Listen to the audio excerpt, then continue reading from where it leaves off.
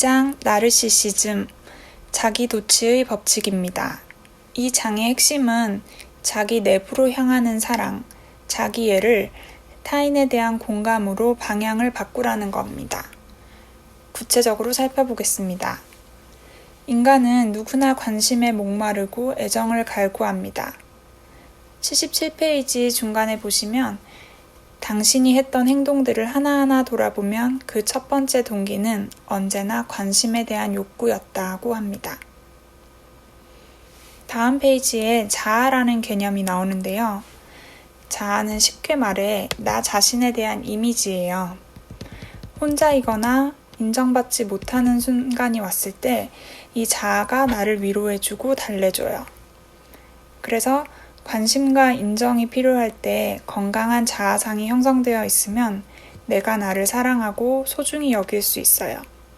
자아상은 마치 보일러의 온도 조절 장치 같이 의심과 불안을 조절합니다.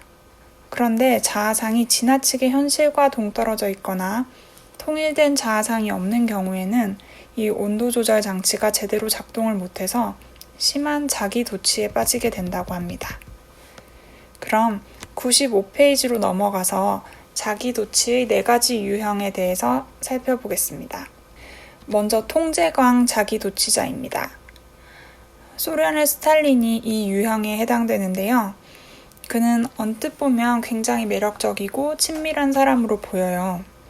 하지만 부하를 의심하기 시작하면서 공산당 내부에 대규모 숙청을 단행하고요. 이후 부하들이 그의 기분과 변덕을 읽어내는 게 생사와 직결된 문제가 되었다고 합니다. 재밌는 사례로 스탈린이 연설을 할 때 어느 단어를 잘못 발음하면 이후 모든 연설자는 그 단어를 스탈린처럼 발음해야 했대요. 만약 옳은 발음을 고수하면 스탈린은 그를 지적한다고 느꼈을 것이고 그건 자살행위나 다름없기 때문입니다. 스탈린 같은 유형의 사람은 큰 야망과 에너지가 있어요. 그만큼 불안의 정도도 심해요. 그래서 약간이라도 모욕을 받으면 아주 민감하게 반응을 합니다. 그리고 상대방의 감정까지 통제하게 되고요. 그 누구도 믿지 못해서 세세한 것까지 모두 직접 챙기는 꼼꼼한 관리자가 됩니다. 두 번째, 과장된 자기 도취자는 잔드 벨시알이라는 수녀가 관심과 유명세를 얻기 위해 악마를 만났다고 과장된 연기와 연출을 한 사례가 나오고요. 세 번째 자기 도취자 커플로 톨스토이와 그의 부인 소냐와의 관계가 나옵니다.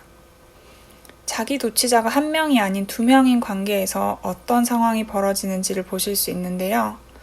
저도 톨스토이의 결혼 생활에 대해서는 처음 알게 됐는데 가치관이 다른 배우자가 서로를 인정하지 못하고 공감하지 못할 때 그 관계가 서로를 핥히고 폭력적으로 변할 수 있다는 걸 보실 수 있습니다. 마지막으로 상대의 기분을 읽는 건강한 자기 도취자 사례가 나옵니다. 영국의 위대한 탐험가 헨리 셰클턴의 감동적인 이야기를 꼭 읽어보셨으면 좋겠습니다. 남극 대륙을 횡단하려고 떠난 인듀어런스호가 8개월이나 유빙 사이에 갇히게 되는데요. 식량도 햇빛도 부족하고 무엇보다 대원들의 사기가 떨어지게 됩니다. 리더로서 셰클턴이 행한 노력들이 결국에는 전원 구조라는 결과를 만들어냅니다. 대원들의 성격과 약점들을 세세하게 파악해서 맞춤형으로 업무를 할당하고요. 낮에는 운동대회를 하고 밤에는 각종 놀이를 하면서 사기를 높이고 서로 유대감을 쌓을 수 있는 환경을 만들어요. 120페이지 위쪽을 보시면 셰클턴은 인간이 처할 수 있는 가장 열악하고 원시적인 조건에 내던져진 거나 다름없었습니다. 하지만 남들의 기분과 생각을 읽어내고 서로 협업할 수 있는 인간만이 가진 그 절묘한 능력을 잘 발휘했는데 이게 바로 공감 능력이에요. 121페이지 중간쯤에 보면 이런 공감 능력은 필요에 의해 개발된다고 합니다. 만약 상대의 기분과 생각을 알아내는 것이 나의 생사가 달렸다면 우리는 충분히 집중해서 필요한 주의를 기울이고 이 공감 능력을 10분 활용할 거예요. 그러나 평소 우리는 그럴 필요를 느끼지 않죠. 하지만 실제로 이것은 생사의 문제이고 이 능력을 개발하는데 우리의 성공이 달렸다고 합니다. 따라서 자기 자신으로만 향하는 안테나를 바깥으로 돌려서 남들에게 깊은 주의를 기울이고 한 사람 한 사람의 심리와 동기를 읽어내어서 공감 기술을 발전시키라고 제언하고 있습니다.